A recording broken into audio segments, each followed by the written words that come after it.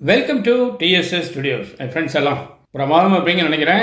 இன்னைக்கு மாட்டுப்பொங்கல் நல்வாழ்த்துக்களை அனைவருக்கும் தெரிவித்துக் கொள்கிறேன். இன்னைக்கு ஒரு ஆன்மீக சமாச்சாரத்தை பார்ப்போம். அந்த காலத்தில் பாருங்க, ஒரு ராஜா தன்னுடைய பிறந்தநாள் அன்னைக்கு எல்லாரும் நல்லா சாப்பிடணும் அப்படின்ட்டு காலையிலேயே அன்னதானத்தை ஆரம்பிச்சு அது வாடு போயிட்டு இருக்கு. நிறைய பேர் வாங்கி சாப்பிட்டுட்டு இருக்காங்க. அதில் இருக்கிறவங்க இல்லாதவங்க கண்டிப்பாக யாசகம் பெற்று சாப்பிட்றவங்கள இருந்து நிறைய பணம் வச்சுருக்கவங்க எல்லாருமே அதில் வாங்கி சாப்பிட்டுட்டு இருக்காங்க. இப்போ நம்ம இலவசங்கள் எல்லாரும் வாங்குறது இல்லையா, அது மாதிரி தானே வச்சுக்கோங்க. அப்போது ஒரு யாசகன், உண்மையான யாசகன், அவனுக்கு வேறு வழியே கிடையாது. அருவருப்பான உடல் தோற்றம், ஆடை மோசமான ஆடை, கை காலெல்லாம் நிறைய புண்கள், அதில் கட்டெல்லாம் போட்டிருக்காங்க. கூட்டத்தில் முண்டி அடித்து வாங்குறதுக்கு முடியல அவனால். உடல் நலமும் ஒத்துக்கலை, மற்றவங்களும் அருவருக்கிறாங்க. கிட்ட போனால் அப்படி தள்ளி போகிற மாதிரி இருக்காங்க. அதனால் அங்கே போய் அந்த இடத்துல ஒரு அசம்பாவிதம் நம்மளால் வரக்கூடாதுன்னு ஒரு பெருந்தன்மையோட போய் ஓரமாக உட்காந்துடுறான், படுத்து தூங்கிடுறான். கிட்டத்தட்ட சாயங்காலம் ஆகிடுது. அன்னதானங்கிறது நிறைவு நிலைமைக்கு வந்துடுச்சு. இப்போ எல்லாமே தீர்ந்து போச்சு. இப்போ இவனுக்கு ஒன்றும் கிடைக்கல. சரின்ட்டு நமக்கு இன்றைக்கி பட்னி தான் போல இருக்குது அப்படின்னு நினச்சிட்டு அந்த கோவில் ரோட்டில் போயிட்டு இருக்கும்போது அந்த பிரம்மாண்டமான கோபுரம் அவன் கண்ணுக்கு தெரியுது. இது வரைக்கும் அவன் ஆண்டவன்கிட்ட போய், ஏன் ஆண்டவரே என்னை இப்படி வச்சுருக்க, பசியும் பட்னி தான் என் வாழ்க்கையா, நான் நல்லதே செய்யலையா வாழ்க்கையில், அப்படி இப்படின்னு எந்த விதமான கோரிக்கையோ அல்லது குற்றச்சாட்டோ அல்லது புலம்பலோ வச்சதே கிடையாது. இன்றைக்கி என்னமோ அந்த கோபுரத்தை அப்படி அண்ணாந்து பார்த்த உடனே, ஏன் கடவுளே இன்றைக்கி என்னை பட்னி போட்டேன்னு ஒரே ஒரு வாட்டி கேட்குறான். இவ்வளோதான். கடவுள்லாம் பதில் சொல்ல. இவன் அப்படியே கோபுரத்தை நோக்கி போகிறான். அந்த கோயிலுக்கு பின்னாடி குளம் இருக்குது. அந்த குளத்து படிக்கட்டில் போய் உட்காந்துறான். பசி மயக்கம் கொல்லுது. ஒன்றும் இல்லை, சாப்பிட ரொம்ப நேரமும் ஆகிப்போச்சு. இந்த ராஜா என்ன பண்ணுறாரு, அன்னதானம்லாம் முடிஞ்ச பிறகு கோவிலுக்கு போய் சாமி தரிசனம் பண்ணிவிட்டு அரண்மனைக்கு போய் சாப்பிட போகிறார். இந்த யாசகன் அந்த படிக்கட்டில் உட்காந்துருக்கான். மேல் படிக்கட்டில் இவர் நடந்து போயிட்டுருக்காரு. இவன் உட்காரதை பார்த்துட்டு ஒரு வார்த்தை கேட்குறாரு. ஏப்பா நல்லா சாப்பிட்டியா அப்படின்னு கேட்குறாரு. எங்கெங்கே சாப்பிட்டேன், எனக்கு கிடைக்கல, பட்னி தான் இன்னைக்கு அப்படின்னு அசால்ட்டாக சொல்கிறான், திரும்பி பார்க்காமலே. ஆனால் அந்த குளத்து தண்ணீர் மேலே இந்த கிரீடத்தோட ராஜா கம்பீரமாக அதில் பிரதிபலிக்கிறார்.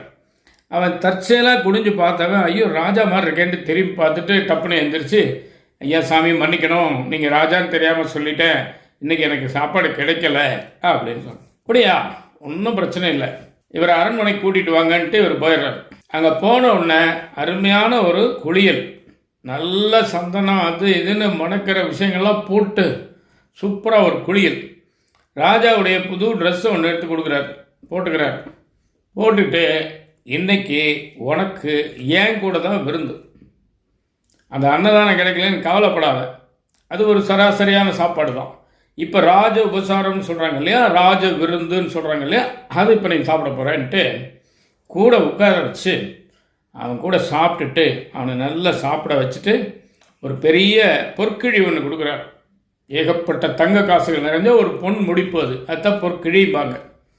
அந்த பொன் மூட்டையை கையில் கொடுத்து, இனிமேல் நீ யாசகத்துக்கு போக வேண்டாம், வீட்டுக்கு போ, அங்கே போய் ஏதாவது ஒரு சின்ன தொழில் ஆரம்பித்து மெல்ல மெல்ல நீ முன்னுக்கு வந்துக்கோ, அதுக்குண்டான மூலதனம் இங்கே இருக்குது, நீ நாளையிலிருந்து யாசகத்துக்கு போக வேண்டாம் அப்படின்னு சொல்லி அனுப்பிச்சிடுறார்.